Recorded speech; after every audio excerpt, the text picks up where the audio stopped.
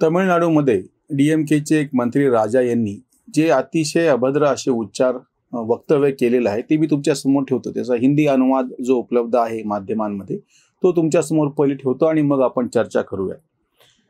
आप जब तक हिंदू है क्षुद्र है, आप जब तक क्षुद्र है तब तक वेश्या की संतान है, आप जब तक हिंदू है तब तक पंचमन म्हणजे दलित रहेंगे, जब तक आप हिंदू है तब तक अछूत है। हिंदीमध्ये आलेला त्याचा हा अनुवाद आहे। आता एक लक्षात घ्या, आणि हे मनुस्मृतीमध्ये कसं सांगितलं हे त्यांचं म्हणणं आहे। आता दोन गोष्टी आहेत, प्रत्यक्षामध्ये मनुस्मृतीमध्ये ह्या पद्धतीचं वक्तव्य आहे का, तर याचा कुठलाही दाखला कोणीही दिलेला नाही। स्वतः राजा यांनी किंवा त्याच्या संदर्भात आता वक्तव्य करणारे चर्चा करणारे चुकूनही सांगत नाहीत की मनुस्मृतीमधला नेमका कुठला श्लोक आहे। थोडंफार संशोधन केल्याच्या नंतर आता असं लक्षात आलेलं आहे की हे मनुस्मृतीमधलं नसून मनुस्मृतीचा जो अनुवाद तमिळमध्ये पेरियार यांनी केलेला आहे। मनुस्मृतीबद्दल जे पेरियार यांनी लिहिले ते पेरियार यांच्या पुस्तकातलं हे आहे। पेरियार यांनी काय लिहिलं हा त्यांचा मुद्दा आहे। त्यांना काय आणि किती टीका करायची त्यांचं आता निधन झालेलं म्हणजे आता ते हयात नसल्यामुळे आपण ते बोलणं थोडं बाजूला ठेवूयात। मुद्दा हा आहे की तुम्ही आता आजच्या काळात सुद्धा जुने संदर्भ घेतात की जे बरोबर नाहीत। आताही समजा तुम्ही मनुस्मृतीमध्ये जे काय दिलेलं आहे त्याची मूळ संहिता उपलब्ध आहे मराठीतल्या। या सगळ्या आमच्या प्रेक्षकांसाठी मी सांगू इच्छितो की मराठीमध्ये पांडुरंग शास्त्री आठवले हे जसे आपल्याला माहिती तसे दुसरे जे एक आठवले आहेत अनंत महाराज आठवले, वरदानंद भारती हे नाव त्यांनी घेतलं संन्यास केल्याच्या नंतर। त्यांनी मनुस्मृतीच्या संदर्भात सविस्तर लिखाण केलेलं आहे, म्हणजे मनुस्मृतीचा मूळ श्लोक त्याचा अर्थ आणि त्याचा शब्दार्थ भावार्थ असं सविस्तरपणे लिहिलेलं आहे। माझं आव्हान आहे की हे जे सांगता आहेत DMKचे मंत्री स्वतःला द्रविडियन म्हणून घेतात। द्रविड चळवळ म्हणजे आपल्याला काहीतरी हिंदूंच्या विरोधामध्ये अतिशय गलिच्छाची टीका टिप्पणी करायचा अधिकारच प्राप्त झालेला आहे। आणि जे हे पेरियार यांचं नाव घेतात ती सगळी पेरियारची अब्राह्मणी चळवळ, त्याच्यावरती स्वतः नेहरूंनी सुद्धा टीका केलेली आहे। जे सगळे पुरोगामी नेहरूंची बाजू घेतात त्यांनी हे आधी काय म्हणाल कबूल करावं की तुम्ही पेरियारची बाजू न घेणार आहात का नेहरूंची बाजू घेणार आहात। ह्या चळवळीमध्ये आधीच्या लोकांनी काय आणि कसं अभद्र गलिच्छ विविध भाषेत लिहून ठेवलेलं आहे तेव्हाची ती काळाची गरज आहे की नाही माहिती नाही, पण हे संदर्भ तुम्ही आज घ्यायला लागलात आणि तेही चुकीच्या पद्धतीने। आक्षेपार्ह मुद्दा असा आहे मनुस्मृतीच्या बाबतीमध्ये जे काही कोणाला वैचारिक पातळीवरती आक्षेप घ्यायचे ते घ्यावेत, पण हे सगळं करत असताना प्रत्यक्षात मनुस्मृतीमध्ये काय सांगितलेले त्याच्यात तुम्ही संदर्भ सांगा, तो तर तुम्ही ते कोट करा। ते जे सगळे श्लोक आहेत अर्धा मुर्दा श्लोक कुठलाही न उचलता पूर्णपणेचा श्लोक उचलून त्याचा अर्थ आणि त्याच्या संदर्भामध्ये काय टिप्पणी करायची ती करावी, काय टीका करायची ती करावी। आजही ज्या कुणाला मनुस्मृतीचं समर्थन करणारे वेगळे ते तर बाजूलाच ठेवा, पण ज्यांना विरोध करायचा आहे त्यांनी मनुस्मृतीवरती जे काही उपलब्ध आहे त्याचा अभ्यास करून त्याच्याबद्दल बोलावं। तसं न करता मनुस्मृतीच्या बाबतीमध्ये पेरियारनी चूक लिहिलेलं आहे आणि पेरियारनी चूक लिहिलेलं तुम्ही उचलणार आणि त्याच्यावरती अशा पद्धतीनं द्वेष पसरवणार। तमिळनाडूमध्ये फार मोठ्या प्रमाणामध्ये आपण भारतापासून कसे वेगळे आहोत, आपण बाकीच्या हिंदूंपासून कसे वेगळे आहोत, द्रविडियन शैली कशी वेगळी आहे हे वारंवार ठसवण्याचे प्रयत्न का केले जातात, जेव्हा की तुम्हाला उरलेल्या संपूर्ण भारताशी जोडून घ्यायचं आहे का त्यांच्यापासून तुम्हाला वेगळं राहायचं आहे। म्हणजे हे भारतामध्ये ज्या पद्धतीनं खालिस्तानी एक चळवळ होती, जसं काश्मीर आणि आपण ते पाहत होतो की त्यांना कसं वेगळं व्हायचं, त्याच्यामधले जे अलगाववादी असा तो हिंदीमधला शब्द आहे ज्यांना वेगळं हे करायचं आहे, तसंच ईशान्य भारतामध्ये होतं, तसंच दक्षिणेमध्ये तमिळनाडूमध्ये फार मोठ्या प्रमाणात ही चळवळ, जेव्हा की आपण हिंदूंपासून कसे वेगळे आहोत, बाकीच्या भारतांपासून कसे वेगळे आहोत, आपली भाषा सगळ्यात प्राचीन असून आपणच कसे सर्वोत्तम आहेत।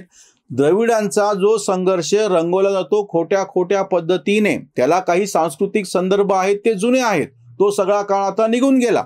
आता नवीन ह्याच्यामध्ये संपूर्ण भारत उपखंडातले जे काही सगळे आहेत हिंदुस्थान म्हणून त्यांना हिंदू अशी संकल्पना वारंवार सांगितल्याच्या नंतर अगदी टोकाला जाऊन भारतातले मुसलमान जे आहेत त्यांना सुद्धा आम्ही हिंदू म्हणतो, त्यांचा आणि आमचा DNA सुद्धा एक आहे, इतपत मांडणी केल्याच्या नंतर आता जाणीवपूर्वक काहीतरी वेगळेपण सांगायचं म्हणून आणि जुन्या लोकांनी जेव्हा हिंदू धर्मातल्या गैरचालीरीतींवरती जी जशी टीका केली होती समाज सुधारकांनी, तेव्हाची कदाचित ती काळाची गरज त्यांना वाटत असेल, त्याच्यावरती सध्या आपण वाद करायचं जरा बाजूला ठेवूयात.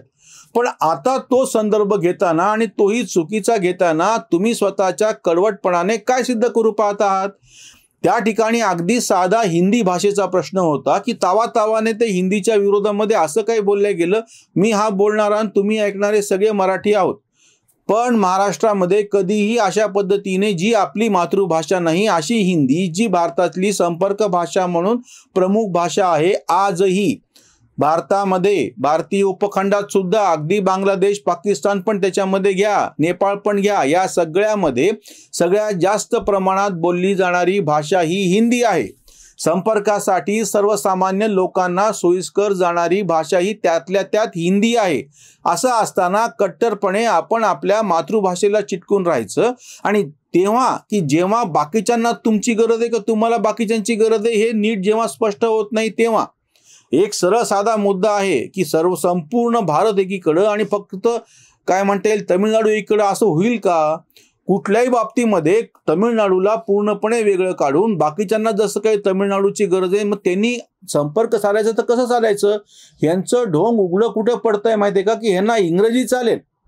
अरे ती तुमची भाषाच नव्हती, तुमचा काही संबंधच नव्हता, त्या भाषेच्या बाबतीमध्ये तुम्हाला काही अडचण नाही, त्यांच्या संस्कृतीच्या संदर्भामध्ये तुम्हाला काही अडचण नाही. भारतातली पहिलं जे चर्च आहे ते दक्षिणेत आहे, तमिळनाडूमध्ये आहे.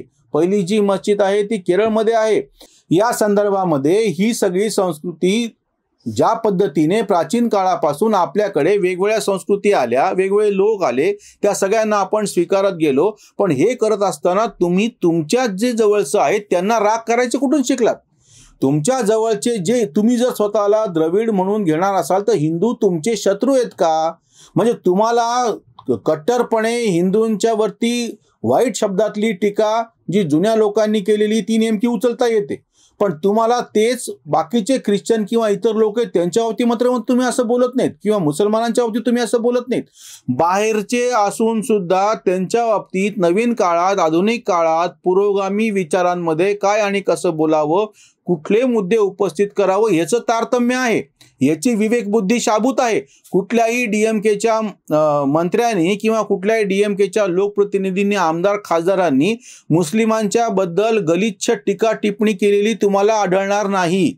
ख्रिश्चनांच्या बाबतीमध्ये गलिच्छ टीका टिप्पणी केलेली तुम्हाला आढळणार नाही. मग हिंदूंच्या बाबतीमध्ये कशासाठी आहे? जे काही हिंदू धर्मांमधल्या गैरचालीरीती आणि परंपरा होत्या त्याच्या संदर्भामध्ये जे काही समाज प्रबोधनाची चळवळ स्वातंत्र्यपूर्व काळ झाली ती झाली.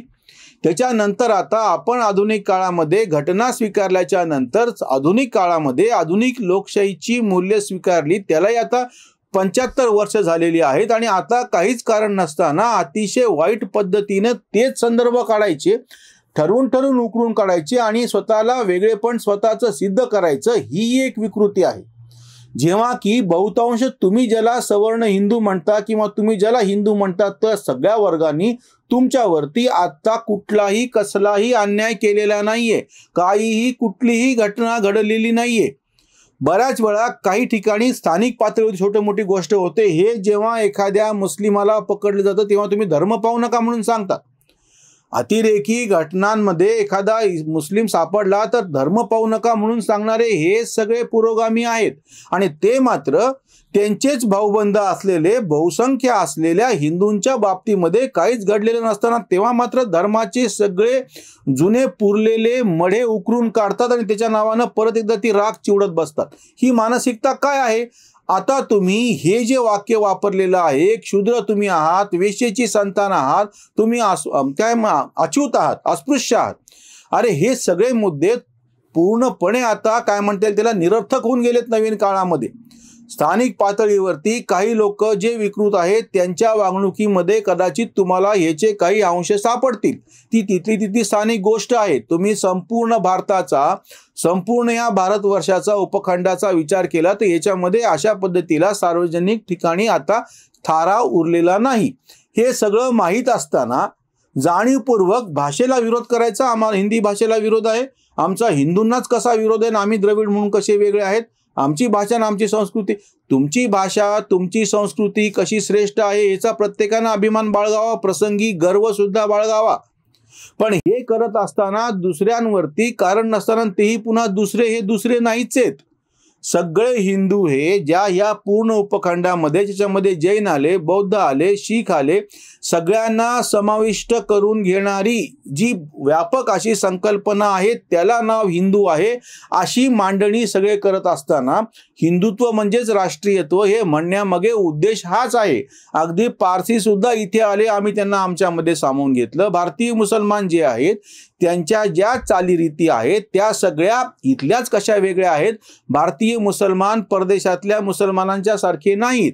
आमच्याकडच्या ज्या काही मुसलमानांच्या मध्ये असलेल्या चाली, रीती, रिवाज, परंपरा, दर्गे, त्या कव्वाल्या, त्यांचे संदल, त्यांचे उरूस, हे सगळं आमचं इथलंच आहे.